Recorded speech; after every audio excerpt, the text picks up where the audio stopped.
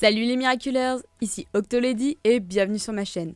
Vous l'attendiez, je l'attendais, nous l'attendions, le 7 avril 2019, l'épisode Silence a été diffusé. Un épisode qui personnellement était quasiment tout en haut de ma liste des épisodes à absolument voir. Et j'avais eu la chance de pouvoir le voir en compagnie de plein d'autres Miraculeurs, ce qui a pour ainsi dire rendu ce visionnage unique. Petit résumé. Xavier Yves et son père Bob discutent de son prochain album.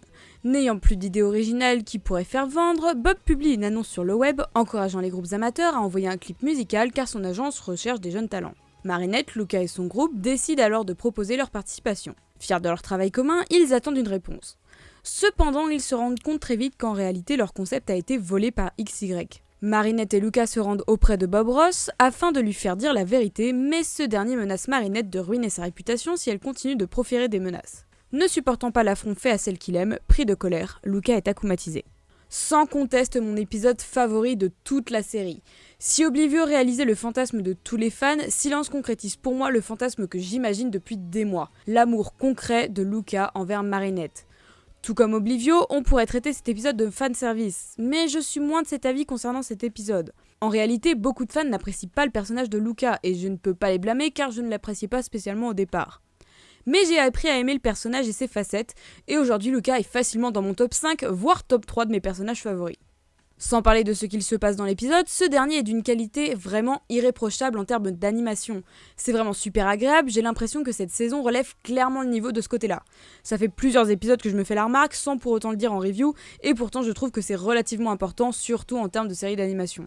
Si maintenant on parlait du contenu. Après avoir critiqué subtilement la négativité gravitant autour du métier de réalisateur, Miraculous s'attaque maintenant au monde de la musique, un business tout aussi cruel que celui du cinéma. Traité tout de même de façon un peu plus brute de pomme que dans Annie Maestro. Ici, on nous montre clairement un agent véreux et un artiste sans talent qui recherche simplement à se faire une place, quitte à utiliser le travail d'autrui.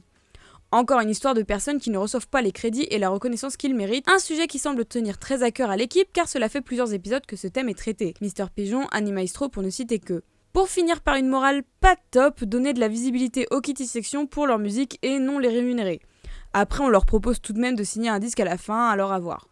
Le personnage de Bob Ross, comme précisé par Chat Noir, est écrit comme un vrai méchant. Je trouve qu'il représente vraiment la cruauté et l'injustice dans le monde adulte et du travail en général, montrant que tout n'est pas toujours rose et qu'il existe des personnes qui, même une fois adultes, restent de mauvaises personnes. Étant vraiment mauvais du début à la fin, que ça soit avec le maire, son fils, Marinette ou Luca, ou encore Ladybug et Chat Noir. Et seulement lorsqu'il est au pied du mur et que ses intérêts sont concrètement menacés, seulement à ce moment-là, il se montre cordial, et encore. Bon, ça va être compliqué de continuer la review sans parler du principal concerné, Luca. L'intrigue démarre vraiment lorsque Marinette, Luca et son groupe décident de participer au concours de Ross. La scène de préparation dure moins d'1 minute, mais quelque chose de flagrant en ressort, le flirt entre Marinette et Luca. Que ça soit elle ou lui, les regards, les sourires, les rougissements, leur complicité est flagrante. Lorsqu'ils se parlent, il n'y a pas la même gêne que lorsque Marinette et Adrien se parlent. Luca est naturel et Marinette rougit seulement, mais ne bégaye pas, ils ont des conversations normales. Lorsqu'ils se retrouvent devant Bob, ils se défendent mutuellement l'un l'autre. Je pense que c'est ce que j'apprécie dans leur relation, la sincérité et le fait qu'ils soient à l'aise.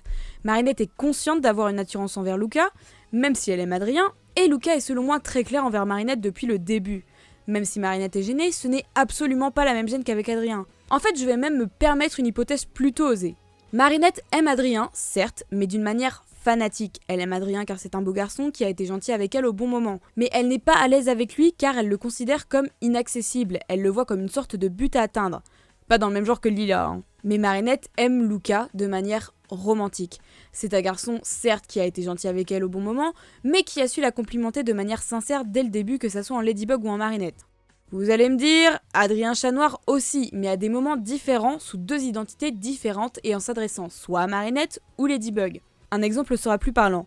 Adrien n'a jamais avoué à Marinette ou Ladybug son attirance envers cette dernière. Il n'a jamais vraiment eu de dialogue autour d'elle ou de compliments spécifiques envers elle. Chat Noir, lui, exprime ses sentiments envers Ladybug à Ladybug et Marinette et conduit cette dernière. Et Adrien fait des compliments explicites à Marinette, mais seulement en tant qu'ami. Contrairement à toutes ces situations, Luca est direct et joue franc jeu directement, et cela perturbe Marinette autant que ça lui plaît. En même temps qu'il ne serait pas après une déclaration pareille, on notera la joie de Marinette lorsqu'elle entend celle-ci. Leur attirance l'un envers l'autre devient une sorte d'évidence. Je ne dis pas qu'ils vont finir ensemble ou sortir ensemble ou être ensemble, bien que ce soit ce que j'aimerais. Je pense juste revoir Luca interagir avec Marinette avant Climatica. Après tout, 9 épisodes le séparent de Silence, même si on en connaît déjà 3. Et ayant aperçu Kagami pas moins de 3 fois dans la saison et sachant qu'une 4e fois au moins est à venir, ce serait loin d'être déconnant. Parlons tout de même un peu de Silence. La manière dont il est akumatisé est super cool, surtout le fait qu'il ne réponde pas aux papillons. Et j'avoue être content d'avoir presque trouvé la raison exacte de son akumatisation. Son pouvoir est vraiment intelligent et la façon dont il s'en sert aussi, même si j'ai un petit souci, je vous avais dit que je pensais que Luca avait deviné que Marinette était Ladybug. Si rien n'a été montré à ce sujet, dans Silence, logiquement parlant, il est pour moi impossible qu'il n'ait pas deviné que Marinette était Ladybug. En volant sa voix, il a clairement dû reconnaître celle de Marinette, le contraire me paraît quand même très improbable. Même si à la fin il ne se souvient pas très bien, en tant que Silence, il aurait dû réagir. Et à bien y réfléchir, j'aurais presque trouvé ça drôle qu'il fasse sa déclaration à Marinette avec la voix de Chat Noir. Avouez aussi que c'était super marrant de le voir parler avec ses mains. Sinon en soi, le reste de l'épisode, le groupe des Kitty Section est juste trop cool, j'ai commencé mon cosplay de Luca de cette version dès la semaine suivant l'épisode. Ladybug muette c'était plutôt drôle et ça a donné des interactions sympas avec Chat Noir qui a été assez bien traité dans cet épisode. On finit sur la magnifique déclaration de Luca et les chansons des Kitty Section qui concluent superbement bien l'épisode. Ouf, j'ai l'impression de n'avoir parlé que de Luca, mais en même temps il était clairement central dans l'épisode. Notez que je n'ai rien dit de négatif sur Marinette dans cette review, un exploit. Vous l'aurez compris, j'ai adoré cet épisode et j'avoue que mon côté fangirl a peut-être un peu pris le pas sur mon objectivité, même si je vous promets que j'ai fait de mon mieux pour traiter cet épisode de la même manière que tous les autres. J'espère avoir d'autres épisodes aussi qualitatifs que celui-ci à l'avenir, autant sur le scénario que sur le visuel, même si Oblivio était déjà vraiment bien dans cette veine. C'était tout pour aujourd'hui les Miraculeurs, mais avant que je vous quitte, j'ai une super news à vous partager, c'est un scoop, alors tenez-vous bien.